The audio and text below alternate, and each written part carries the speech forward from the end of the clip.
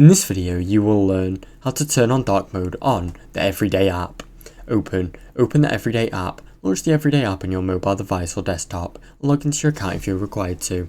Go to your settings menu, tap on the profile icon or gear icon, located in the top right or bottom navigational bar. Find the appearance or theme option, scroll through the settings and locate the appearance or display or even theme section. Select dark mode.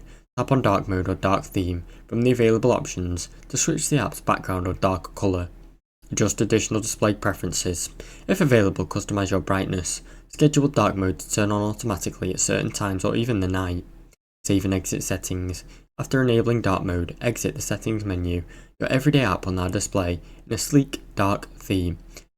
Now you know how to turn on dark mode on the Everyday app. Thanks for watching. Don't forget to like and subscribe.